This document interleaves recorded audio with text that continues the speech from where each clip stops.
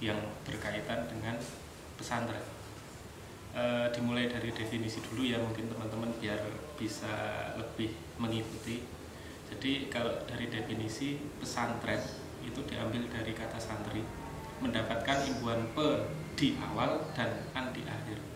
Terus artinya apa? Artinya tempat tinggal para santri, tempat para pelajar mengikuti pelajaran agama. Nah, kalau orang yang menempati itu baru dinamakan santri. Pesantren ini kalau dilihat dari sejarahnya itu adalah salah satu lembaga pendidikan tertua di Indonesia. Jauh sebelum ada sekolah dasar, sekolah rakyat, pesantren itu sudah ada terlebih dahulu. Berdasarkan catatan sejarah, pesantren pertama yang didirikan di Indonesia itu didirikan oleh Syekh Maulana Malik Ibrahim. Seperti kita tahu, beliau adalah salah satu anggota Wali Songo. Dan kapan pesantren pertama itu didirikan? Yaitu pada kisaran abad ke-15. Coba bayangkan, berarti sudah ada semenjak 600 tahun yang lalu. Nah, kemudian di masa penjajahan itu banyak juga pejuang kemerdekaan yang itu berasal dari golongan santri. Salah satunya mungkin teman-teman juga nggak asing dengan namanya, itu ada Pangeran Diponegoro. Beliau ini adalah seorang santri. Guru-gurunya itu merupakan para kiai yang tersebar di beberapa daerah, mulai dari Magelang sampai Purworejo. Terus wakil presiden pertama kita, Bung Hatta, itu juga seorang santri. Jauh sebelum beliau merantau ke tanah Jawa, beliau ini mendalami ilmu agama di Bukit Tinggi, di bawah asuhan Syekh Haji Muhammad Jamil Jambek. Terus ada lagi wakil presiden kita yang sekarang, Profesor Ma'ruf Amin. Beliau ini juga seorang santri, dan beliau adalah keturunan dari Syekh Nawawi Al-Bantani. Siapa itu Syekh Nawawi Al-Bantani? Beliau adalah bisa dikatakan bapak pesantren Indonesia. Jadi hampir sebagian besar kitab-kitab yang kita pakai buat ngaji di pesantren itu merupakan karangan Syekh Nawawi Al-Bantani. Nah, itu mungkin sejarah singkat mengenai pesantrennya. Terus pertanyaannya, kenapa sih kok kita itu harus ke pesantren? Ini kan ada banyak alasan. Kenapa kok nggak sekolah di rumah saja, tapi kenapa kok harus pesantren? Yang pertama, kalau kita sekolah di pesantren itu karena kita bisa belajar mandiri di sana. Di pesantren kita akan jauh dari orang tua, jauh dari saudara, dari teman-teman dalam waktu yang lama.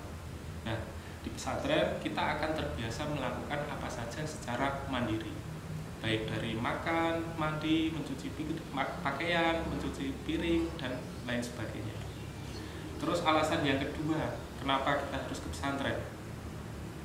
Yang kedua, agar ilmu agama kita itu bisa lebih mendalam.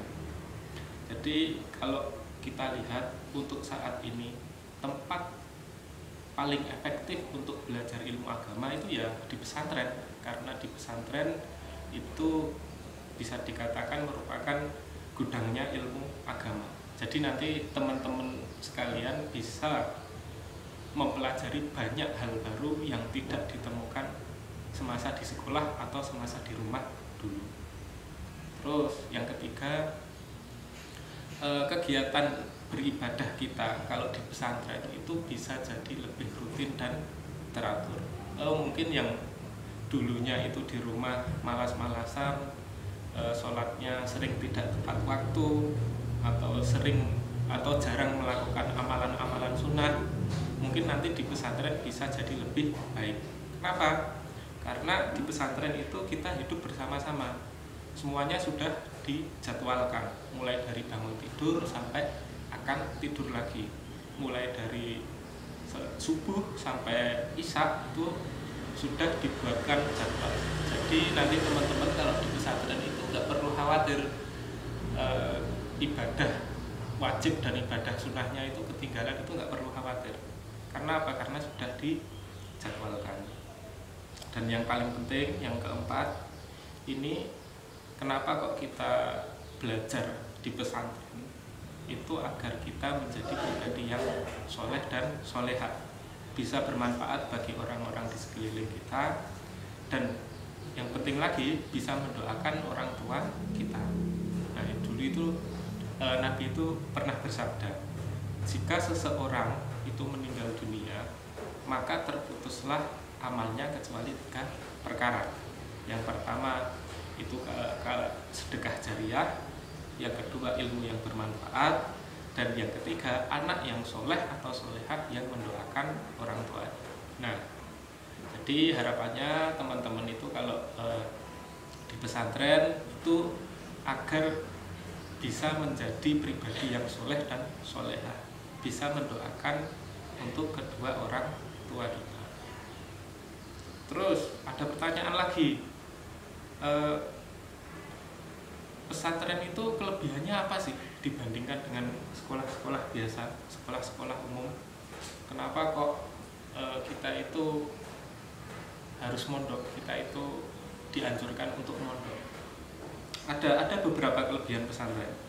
Jadi kalau kita sekolah di pesantren itu kita tidak hanya mempelajari ilmu umum saja, tidak cuma sekolah saja, tapi juga mempelajari ilmu-ilmu agama. Jadi setelah lulus nanti kita itu pengetahuannya akan lebih luas. Karena apa? Karena paham ilmu umum dan juga ilmu agama. Dan di pesantren juga kita itu diajarkan untuk memiliki akhlak yang baik. Jadi bisa memiliki budi pekerti yang baik dan menghormati orang lain. Terus kalau di pesantren itu pelajarannya apa saja sih Pak? Kita ngapain aja sih di sana? Nah, di pesantren itu yang jelas kita mempelajari ilmu agama, mendalami ilmu agama. Terus itu apa saja? Ya seperti ilmu tata cara beribadah, ilmu fikih. Jadi tata cara sholat, tata cara zakat, puasa, kurban, haji, dan seterusnya itu kita pelajari di pesantren. Terus yang berikutnya kita juga belajar bahasa Arab. Jadi bagaimanapun juga Quran itu diturunkan di Arab dan menggunakan bahasa Arab. Jadi mau tidak mau kita juga harus menguasai bahasa Arab kalau ingin memahami Al-Quran. Selanjutnya kita juga diajarkan untuk mempelajari hadis Nabi. Terus di pesantren kita juga diajarkan untuk membaca Al-Quran dengan baik dan benar. Dan ya masih banyak lagi. Terus kalau di pesantren itu cara belajarnya gimana Pak? Sama nggak kayak di sekolah-sekolah pada umumnya? Kalau di pesantren itu ada beberapa cara untuk belajar. Nah ini mungkin teman-teman mungkin agak asing karena mungkin ketika di rumah dulu tidak menemui cara belajar yang seperti ini. Jadi kalau di pesantren itu ada istilahnya, yang pertama itu istilah belajar secara sorogan. Sorogan itu seperti apa Pak? Jadi nanti teman-teman mempelajari suatu ilmu, suatu kitab. Nah kalau sudah memahami yang dipelajari itu lalu dibacakan di depan bu guru atau pak guru. Nanti teman-teman membaca terus kemudian disimak oleh bapak guru tadi. Nah itu yang pertama, sorogan. Yang kedua itu cara belajar secara bandongan. Kalau bandongan kita kumpul di majelis ngaji, bisa di musola, bisa di pendopo atau di aula, rame-rame bareng sama teman-teman santri yang lain. Terus nanti bapak atau ibu guru membaca sebuah kitab. Nah kalau ini sebaliknya, kita yang menyimak yang disampaikan oleh bapak atau ibu guru. Itu yang kedua, bandongan. Yang berikutnya ada yang namanya setoran hafalan. Nah setoran hafalan ini biasanya dilakukan oleh para santri penghafal Al-Quran. Ya biasa, nanti teman-teman ketika waktunya menghafal, teman-teman diberi waktu untuk menghafal. Terus kalau sudah hafal, nanti hafalannya itu dibacakan di depan bapak atau ibu guru. Itu yang ketiga, setoran hafalan. Yang terakhir atau yang keempat itu adalah kelas musyawarah. Nah ini kalau musyawarah ini untuk santri-santri yang sudah senior.